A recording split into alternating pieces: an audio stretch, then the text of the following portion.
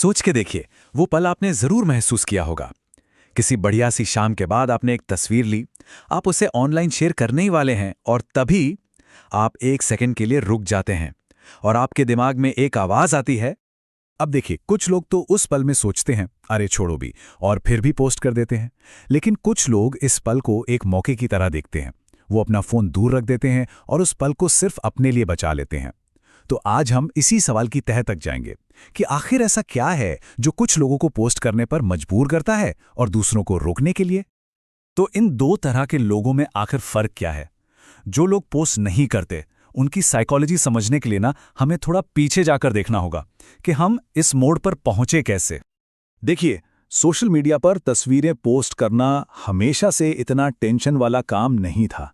याद है शुरुआती दिन, जब माई स्पेस और फेसबुक जैसे प्लेटफॉर्म पर अपनी तस्वीरें पोस्ट करना और दुनिया भर के दोस्तों और परिवार से जुड़ना कितना रोमांचक लगता था। पर धीरे धीरे ये जो बेफिक्र शेयरिंग थी ना, वो एक तरह से पॉपुलैरिटी की दौड़ में बदल गई। साइकोलॉजिस्ट इसे एक्सट्रिंसिक मोटिवेशन कहते हैं। मतलब हमारे काम हमारी अंदरूनी खुशी से कम, जैसे सच्ची दोस्ती, और बाहरी इनामों जैसे लाइक्स और फॉलोअर्स, या फिर इस डर से कि लोग क्या कहेंगे, उससे ज्यादा प्रभावित होने लगते हैं। क्रिंज समझे जाने के डर से हम ये भूलते जा रहे हैं कि असल में ऑथेंटिक होने का मतलब क्या है। तो आजकल पोस्टिंग एक एक्सप्रेशन से ज्यादा एक परफॉर्मेंस जैसी लगती है ना? और यहीं से जन्म होता है फोटोग्राफर के विरोधाभास का। सोचिए, आप एक कॉन्सर्ट में हैं, आपका पसंदीदा कलाकार गा रहा है और अचानक आपको याद आता है कि आपने एक भी फोटो नहीं ली। ये जो प्रेशर है ना कि सबको दिखाना है कि मैं यहां था और मैंने एंजॉय किया, ये उस अनुभव का असली मजा ही खराब कर सकता है।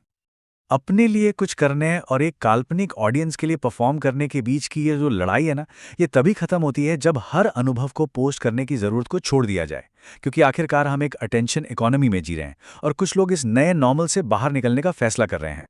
और आपको पता है, ये कोई नई बात नहीं है।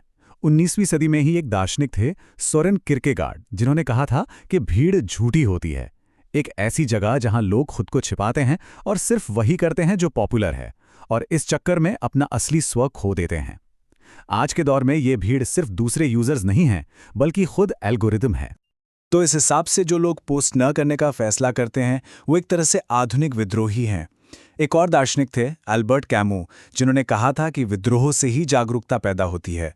पोस्ट करने से मना करना सोशल मीडिया के इस परफॉर्मेंस वाली मशीन को सीधे सीधे रिजेक्ट करना है।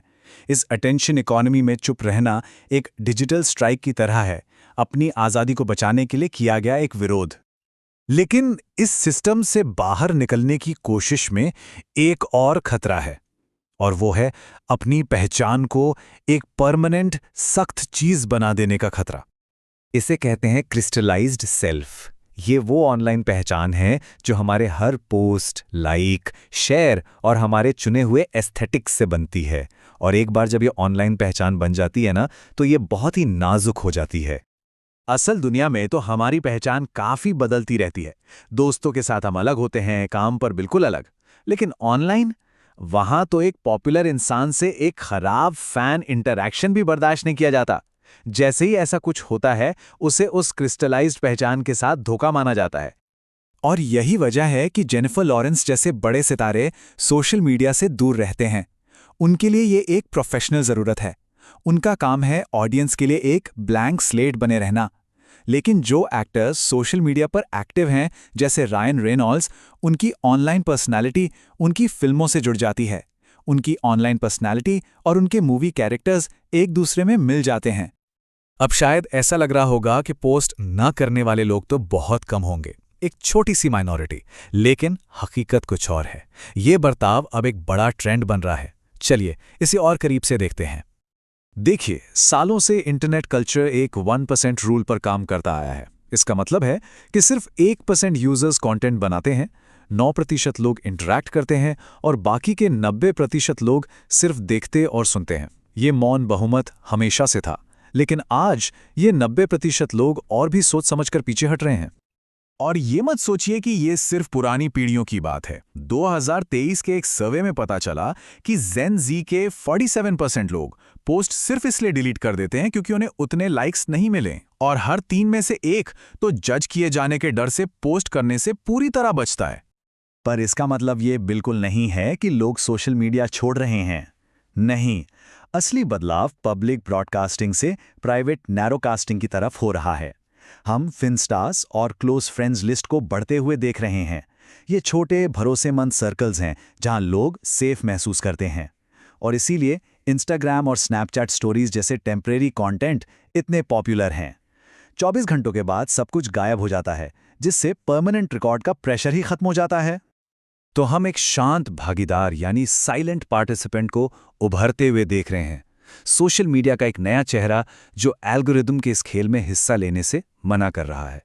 ये बिल्कुल उस मशहूर कहावत की तरह है, असली बदलाव और असलियत हमेशा उस मंच से दूर होती है जहां परफॉर्मेंस होती है।